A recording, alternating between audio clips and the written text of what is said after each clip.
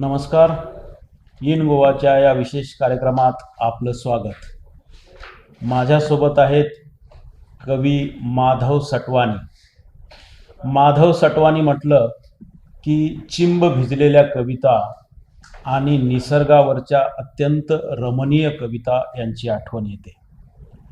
तुझ्यानी माझ्या एक मनातील किती मेघांचे फुटले झुंबर, फुलपाखरे होऊन त्यांची व्यापून गेले अवघे अंबर.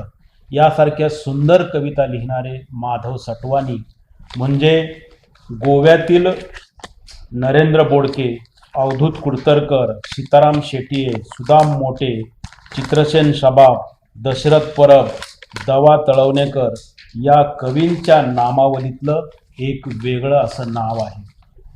त्यांचे निमग्न आणि एक शुभ्रटिंब हे दोन कविता संग्रह म्हणजे गोमंतकीय कवितेतला एक अत्युच्च असा स्वर आहे. गोमंतकीय कविता ज्या ज्या कवींनी समृद्ध करण्यासाठी लिहायला घेतली त्यामध्ये माधव सटवानी हे एक नाव आहे. सटवानी सर, इन गोवाच्या या कार्यक्रमात आपलं स्वागत. नमस्कार. एक कवी म्हणून प्रत्येक कवीवर एक पूर्वसूरींचा प्रभाव असतो किंवा कवी कुठल्या तरी एका कवीला फॉलो करत असतो. तुम्ही कवी म्हणून जेव्हा कविता लिहायला सुरुवात केली तेव्हा तुमच्या बाबतीत असं काही घडलेलं आहे का? काही प्रभाव आहे का? कविताच का लिहावी वाटली? कारण एक आहे की कविताच का लिहायला घेतली किंवा का लिहायला सुरू केली याचं उत्तर देताना मला थोडं मागं जावं लागेल. म्हणजे माझा शालेय जीवनातला एक प्रसंग जो आहे तो मला सांगावासा वाटतो की मी 10वीला असताना मला मराठीचे जे शिक्षक मिळाले त्यांचं नाव होतं पी.जी. कुलकर्णी. आणि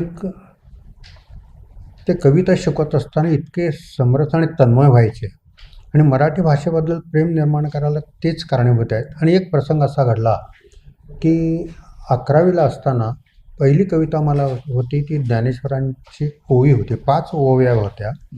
ते पत्रम पुष्पम फलम तोयम अशा त्या 5 ओव्या त्याच्यामध्ये. तर त्या ओव्या शिकवताना कुलकर्णी सरांच्या डोळ्यातून घळाघळा अश्रू व्हायला लागले.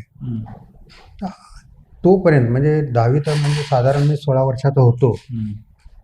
अशा या वयातल्या माणसांना त्या मुलांना की दुःखाचेच अश्रू असतात एवढंच माहिती होतं. आनंदाचे अश्रू तर अशा प्रकारचे मी कधी पाहायला मिळालं नाही. आनंदाचे अश्रूसुद्धा येतात. आम्हाला तसा अनुभव नव्हता. आमच्या डोळ्यात पाणी आलं ते दुःखानंच आलं. तर हा काय प्रसंग असा कसा काय प्रसंग यांच्या सरांच्या मनामध्ये निर्माण झाला शिकवताना? काय घडलं? या उत्सुकतेनं तास संपल्याबरोबर मी त्यांच्या मागोमाग गेलो आणि सरांना थांबवलं आणि विचारलं की सर, त्यांनी परतून पाहिलं आणि चष्मा काढून ते डोळे पुसत होते. मी म्हटलं तुमच्या डोळ्यात अश्रू का आले? ते म्हणायला लागले की सटवाणी, तुम्हाला वाटतंय तसं नाही की हे दुःखाचे अश्रू नाही आहे, की हे आनंदाचे अश्रू आहेत. ह्याला अष्ट सात्विक भाव म्हणतात. आणि हे तुम्ही मोठे ज्यावेळेला व्हाल, अध्यात्माचा अभ्यास कराल त्यावेळेला तुम्हाला कळेल. आता मी सांगूनही तुम्हाला कळणार नाही. एवढंच त्यांनी सांगितलं. आणि त्याच्यानंतर मी विचार करायला लागलो की एखादी कविता शिकवताना डोळ्यामध्ये अश्रू येतात. इतका तन्मय हा कसा माणूस होऊ शकतो? तेव्हा कवितेमध्ये अशी काहीतरी शक्ती असली पाहिजे. त्यावेळेला आम्हाला या संतांचं असं वाङ्मय वगैरे काय वाचलं नव्हतं आम्ही. पण आमच्या घरामध्ये दासबोध होता. आमचे वडील दासबोध वाचायचे. ज्ञानेश्वरी होती ते वाचायचे. फक्त मला रोज रात्री झोपताना ते 5वी 6वी 7वीच्या वेळेला रामरक्षा म्हणायला लावायचे. त्यामुळं मी म्हटलं की रामरक्षा याचा उपयोग काय? तर त्यांनी त्यावेळेला सांगितलं आमच्या वडिलांनी की तुझे जे उच्चार आहेत मराठीचे ते उच्चार चांगले होण्यासाठी अशा याचं वाचन करावं लागतं. मग त्यानंतर मराठी कवितेकडे मी कसा वळलो त्याला एक प्रसंग वेगळा आहे. एक तर मला आता मराठी भाषेबद्दल प्रेम निर्माण झालं आणि कविता शिकवताना त्यात कवितेतला जो आशय आहे त्या आशय शिकवताना त्यांच्या चेहऱ्यावरचे मी भाव बघत होतो की आम्हाला काय वाटायचं की कवितेचा अर्थ सांगितला की कविता झाली, पण कवितेचा आशय आणि अर्थ याच्यामध्ये परत फरक आहे की आशयामध्ये त्या कवीला काय जाणवलं हा भाग असतो, म्हणजे काय दिसलं याचं सरळ वर्णन नसतं, वाटताना वाटत तसं. मग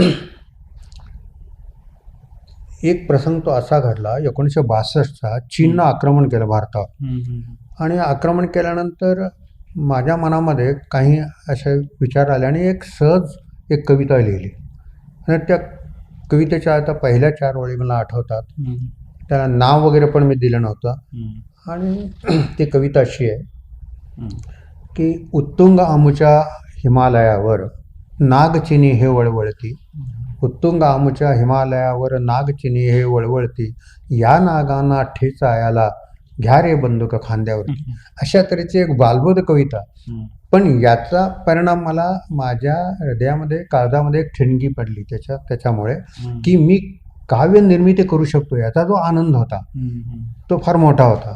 पण त्याच्यानंतर परीक्षेचा अभ्यास, परीक्षेत पास झालं पाहिजे, चांगले मार्क्स मिळाले पाहिजे, त्यामुळे या इकडे मी लक्ष दिलं नाही. ही माझी पहिली सुरुवातीची कविता.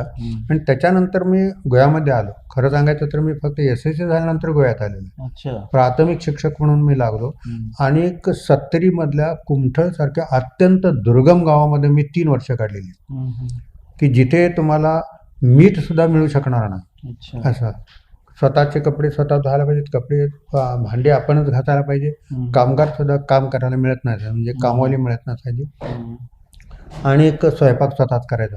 पण मी तिथे असताना असं कधी निराश होऊन राहिलो नाही, मी आनंदात राहिलो. त्याला खरं कारण तिथला निसर्ग.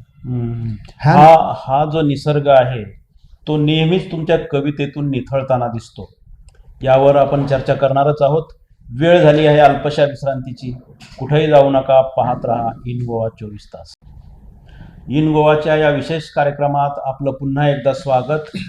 माझ्यासोबत आहेत गोव्यातील ज्येष्ठ कवी माधव सटवानी आणि आम्ही चर्चा करतो आहोत त्यांच्या काव्य प्रवासावर. सर, मला सांगा की निमग्न हा जर तुमचा एक कविता संग्रह घेतला तर हा पूर्णपणे निसर्गावर आधारित अशा कवितांचा कविता संग्रह आहे.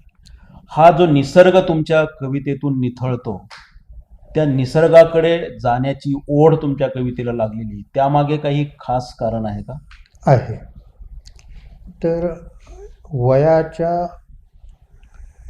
20व्या वर्षी म्हणजे 19 वर्ष संपली आणि मी गोव्यामध्ये आलो आणि एक कुमठळसारख्या 70 तालुक्यातील अतिशय दुर्गम गावामध्ये मी प्राथमिक शिक्षक म्हणून नोकरीला लागलो. तर घरातून कधीही आईवडिलांना सोडून मी दूर कधी राहिलो नव्हतो. तर इथे आल्यानंतर मला ती एक वेदना व्हायची, आईवडिलांची आठवण, आणि भावंडांना सोडून आलो आणि एकाकी, आणि ते इतक्या दुर्गम जंगलामध्ये.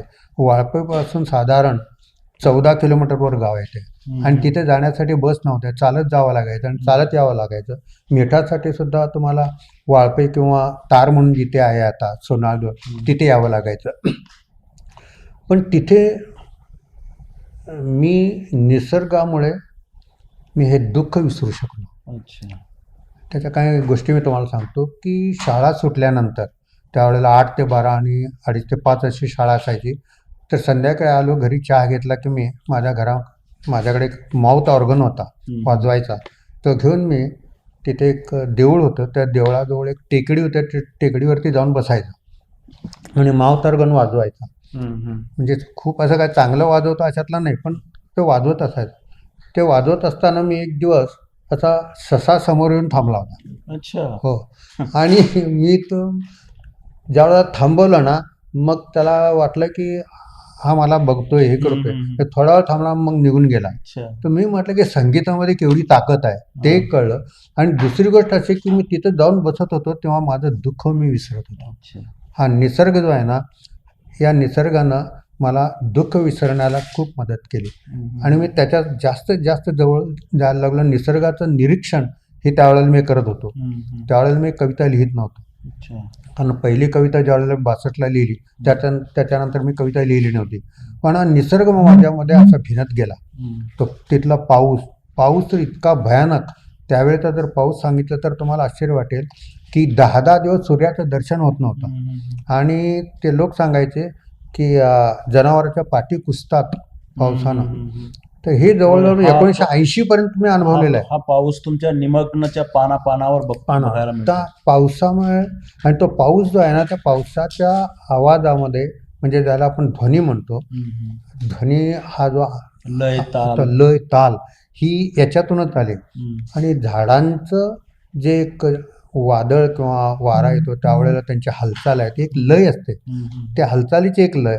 मी सांबऱ्याला असताना सुद्धा तिथे जिथे माझा जन्म झाला त्या गावामध्ये विमानतळ आहे. त्या विमानतळाच्या आजूबाजूला गवत वाढलेलं असायचं. आणि ते आम्ही ज्या वेळेला रविवार वगैरे तिथे गेलो ना, तर ते वारा आला की त्या अशा लाटा त्याच्यावरती यायच्या. तर हिरव्या लाटा अशा लाटा दिसायच्या. तर ही निसर्गातली दृश्य माझ्या मनामध्ये बिंबत गेली.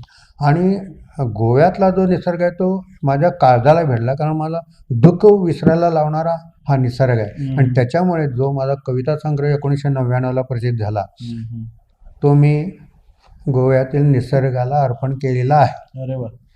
या निसर्ग कविता तुम्हाला काही आठवतात का यातली? काही म्हणू शकाल? मी निसर्ग कविता अगदी सुरुवातीच्या ज्या कविता आहेत त्याच्यामधली एक त्या पहिल्या कविता संग्रहामधलीच एक आहे, झाड नावाची कविता आहे. ती मुक्तछंदामध्ये आहे की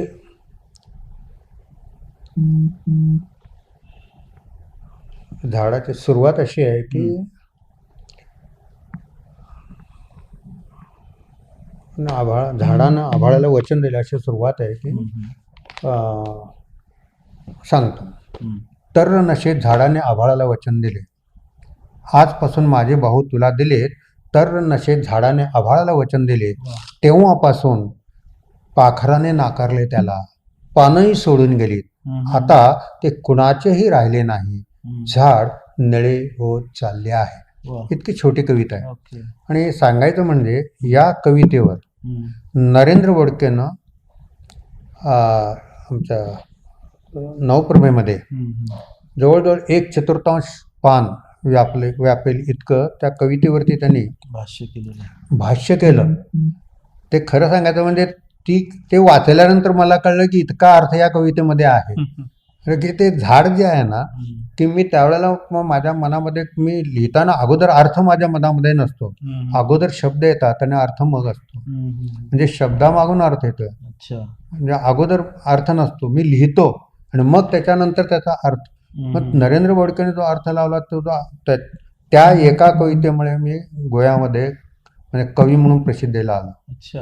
आणि त्यावेळेचे प्राध्यापक सदरे म्हणून होते, त्यांनी वाचकांचा पत्रव्यवहार असतो त्याच्यामध्ये माझा खास उल्लेख केला आणि एक आशादायक कवी असं त्याच्यामध्ये त्यांनी हे लिहिलं होतं. मग त्याचाही माझ्या मनावरती परिणाम झाला. एक तर नरेंद्र बोडकेला तो समीक्षकीय होता आणि स्वतः कवी, त्यामुळे त्यांनी त्याचा अर्थ सांगताना त्यांनी सांगितलं की ही कविता जी आहे की एखादा माणूस एखाद्या सामाजिक कार्यासाठी किंवा एखाद्या ध्येयानं प्रेरित होऊन तो संपूर्ण आयुष्य त्याला व्हायला तयार झाला, तर बाकीचे जे त्याचे जे मित्र आहेत किंवा त्याची घरातली जी मंडळी आहेत ती आपला स्वार्थ त्याच्याकडून साधला जात नाही, तेव्हा मित्रमंडळी दूर होते आणि घरातली माणसंही त्याच्यापासून दूर होतात. तर त्याच्यामध्ये जो क्रम आहे, आकाश, त्याच्यानंतर झाड, मग त्याच्यानंतर ही आपले पाखरं सोडून जातात, मग पानं. नरेंद्र बोडके म्हणतात की याच्यामध्ये उलटा क्रम आहे, अगोदर झाड असतं, त्याला पानं येतात, मग त्याला त्या फांदीवरती पक्षी येतात आणि मग ते वाढतं आकाशामध्ये. तर इथे आणि उलटा क्रम केल्यामुळे याच्यामध्ये म्हणजे आशय घनता आलेली आहे एक. आणि दुसरा असं की ही माणसं जी आहेत ही माणसं याला सोडून जातात आणि हा एकाकी पडतो. आणि एकाकी पडल्यानंतर त्याचं जे ध्येय आहे ज्याला आकाश, त्या आकाशाला त्याने वचन दिलेलं असतं, त्याच्यासाठी तो निळा होत चालला. म्हणजे ते स्वप्न साकार करण्यासाठी पूर्णपणे त्याने वाहून घेतलं. म्हणजे एकूणच आपल्या कवितेचा प्रवास कसा झाला, की कविता कशी स्फुरली याची सुंदर अशी वाटचाल माधव सटवानी सर इथं विशद करत आहेत. ही चर्चा आम्ही पुढे नेणारच आहोत. वेळ झाली आहे अल्पशा विश्रांतीची. कुठेही जाऊ नका, पाहत रहा इन गोवा 24 तास. इन गोवाच्या या विशेष कार्यक्रमात आपलं पुन्हा एकदा स्वागत. माझ्यासोबत आहेत ज्येष्ठ गोमंतकीय कवी माधव सटवानी आणि आम्ही चर्चा करतो आहोत त्यांच्या कवितेच्या प्रवासावर. माधव सटवानी यांची अशीच एक आणखी कविता आहे. चिंब चिंबल्या झाडा परी मी ठिबकत असतो दवबिंदूतून, मनात माझ्या थिरकत असते अनुबंधाची पाऊस धुन. तुम्ही यासारख्या अतिशय नितांत सुंदर कविता लिहिलेल्या आहेत. तुमची दान नावाची कविता देखील अशीच आहे, पण ती निसर्ग कविता आहे की नेमकी आणखी काही वेगळी कविता आहे? तुम्ही काय सांगाल त्या कवितेबद्दल? दान ही कविता मी लिहिताना लिहिली, पण ते लिहिल्यानंतर मला जाणवायला लागलं की या कवितेमध्ये अतिशय छोटीशी कविता आहे, तीन कडव्यांची कविता आहे. पण या कवितेमध्ये मला असं जाणवायला लागलं की ही कविता काव्यनिर्मितीची प्रक्रिया सांगणारी कविता आहे. ह्याचं एक छोटंसं दुसरं उदाहरण सांगतो मी की हे जे आमचे कवी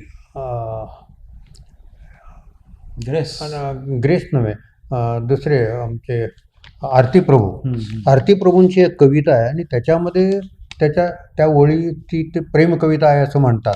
पण त्या कवितेचा मी अर्थ असा वेगळा कसा लावला तो मी तुम्हाला सांगतो की त्या ओळी अशा आहेत.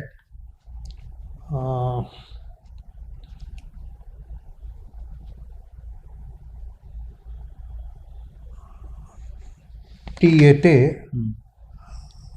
येते आणि जाते, येताना कळ्या आणते, जाताना फुले मागते. येताना कळ्या आणते, जाताना फुले मागते.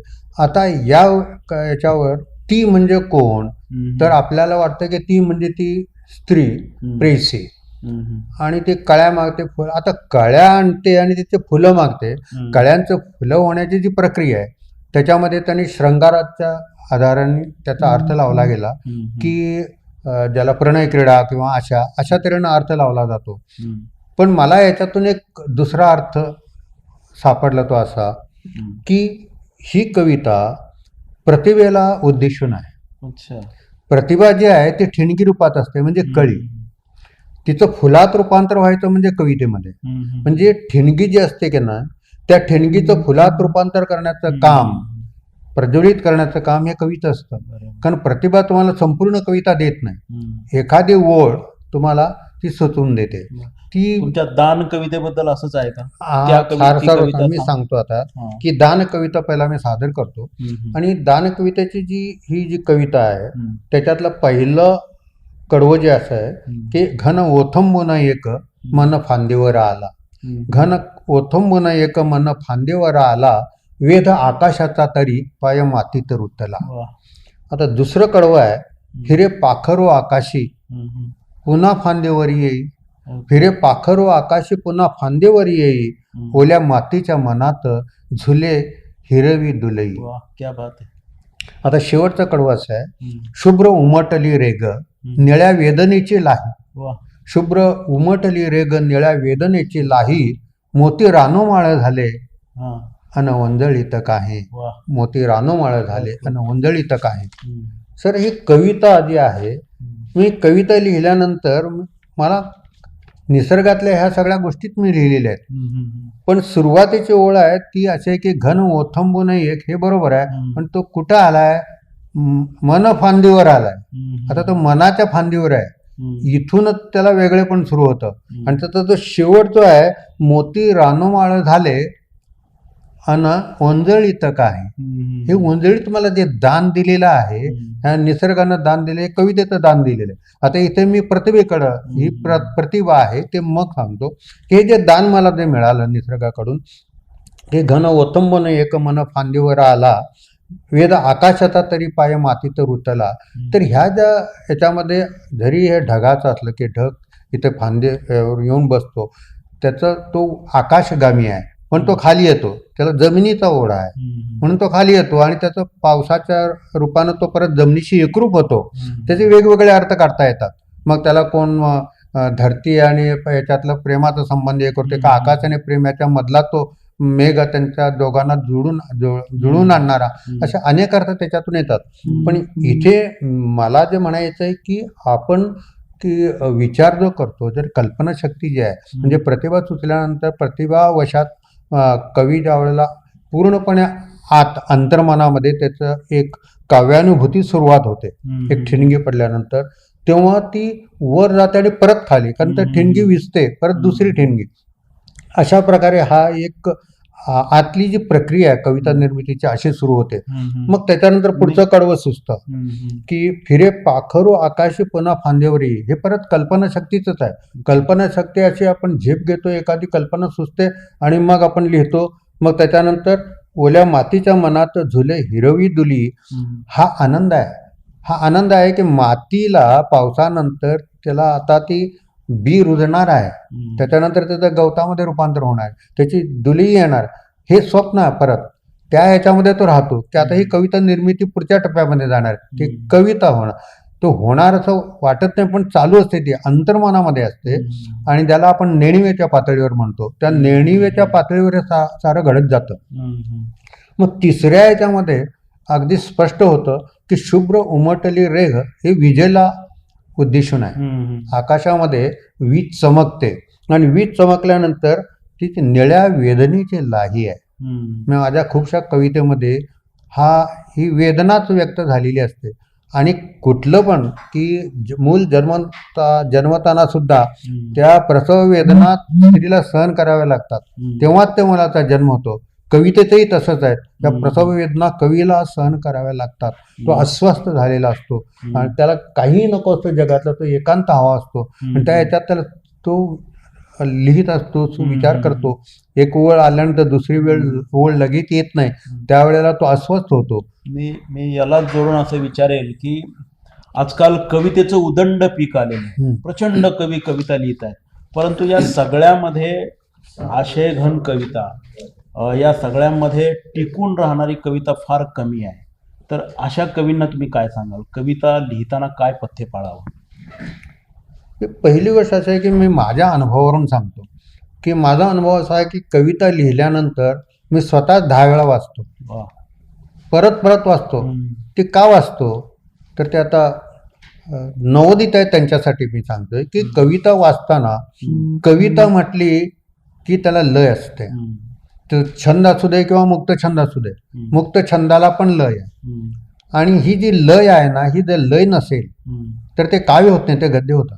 पण त्याच्यासाठी एखादा शब्द, एखादी मात्रा जर जास्त होत असेल तर त्याला एक उदाहरण असं आहे की कर हा करी धरीला शुभांगी. आता इथं कर आहे, त्याचा दुसरा शब्द जर घातला, हात घातला, बरोबर वाटणार नाही. हस्त घातला, होणार नाही. क आणि र ला 2च मात्रा आहेत. हस्त म्हटल्या तर 3 मात्रा होतात, हात म्हटलं तरी पण 3 मात्रा होतात. मग एक ठेका वाढला ना, लय म्हणजे ठेका. मग त्याच्यासाठी तुम्हाला तुमच्याकडं शब्दांचं भांडवल फार असायला पाहिजे. त्याच्यासाठी तुम्हाला वाचन पाहिजे, प्रचंड वाचन करायला पाहिजे. तुम्ही कविता जेव्हा लिहित नाही तेव्हा सतत वाचा, वाचून तुम्ही शब्दसंग्रह करा. कवी बोरकरांनी सांगितलेलं आहे, त्यांना एकदा विचारलं, मंगेश पाडगावकरांनी त्यांची मुलाखत घेतली आणि तेव्हा ते म्हणा लागले की तुम्हाला हे शब्द कुठं मिळतात इतके. तर त्यांनी एक फार सुंदर उदाहरण दिलं. ते म्हणा लागले की आपण समुद्राच्या किनारी फिरायला जातो, त्यावेळेला आपण शिंपले गोळा करतो ना, रंगीत चांगले चांगले. तसे मी शब्द गोळा केलेले आहेत वाचनातून आणि ते आपण टिपून ठेवलेले आहेत आणि त्याचा उपयोग आपण कधी ना कधी होतो. तर शब्द फार महत्वाचे आहे, त्याच्यासाठी वाचन महत्वाचं आहे. आणि कविता लिहिल्यानंतर परत परत स्वतः वाचायचे, त्याची लय आहे त्याला परत, म्हणजे ज्याला आपण म्हणतो की कविता लिहिल्यानंतर लगेच प्रसिद्ध नाही करायची, त्याच्यावरती तुम्ही त्याला शेवटचा हात कलाकार जसा फिरवतो तसं त्याला फिरवत राहायला पाहिजे. आणि तुम्हाला वाटलं की आता ही कविता चांगली आहे, मग तुमच्या जवळचा मित्र कोण आहे त्याला पहिला वाचायला द्या. माझ्या कवितेचा पहिला वाचक सीताराम शेट्टी होता, तो कथाकार आणि कवी पण होता. तर तो सांगायचा माधव हा शब्द चांगला आहे, इथं जरासा खटक चाललंय, मग मी तो बदलतो, बदलून बघायचो, आता बरोबर झालं. हे व्हायला पाहिजे. त्यासाठी एकूणच कविता लिहिणं हा काही स्वानंदाचा भाग नाही, तर ती एक तपश्चर्या आहे आणि कवी शब्दांच्या माध्यमातून ती तपश्चर्या सतत करतच असतो. संत तुकारामांनी देखील म्हटलेलं आहे की आम्हा घरी धन शब्दांचीच रत्ने, शब्दांचीच यत्ने करू तीन लोका. अशा प्रकारचं जे काही शब्दाबद्दलचं सामर्थ्य जिथं तुकाराम वर्णन करतात, तिथं आजही इतक्या पिढ्या गेल्यानंतर आमच्या मराठी कवितेला तुकारामासारखे ज्येष्ठ कवीच शब्द पुरवत असतात असं म्हणता येतं. कवी माधव सटवानी यांनी आपला कवितेचा प्रवास अत्यंत सुंदररित्या इथं उलगडून दाखवला आहे आणि नव्या कवींनी कविता लिहिताना काय पथ्य पाळलं पाहिजे, कशा प्रकारची तपश्चर्या केली पाहिजे, याची ही सुंदर अशी मीमांसा इथं केली आहे. सर, इनगोवाच्या दर्शकासाठी आपण मुद्दाम आमच्या इथं व्यक्त झालात आणि संपूर्ण कवितेचा प्रवास इथं उलगडलात, त्याबद्दल मी आपला आभारी आहे. धन्यवाद. धन्यवाद.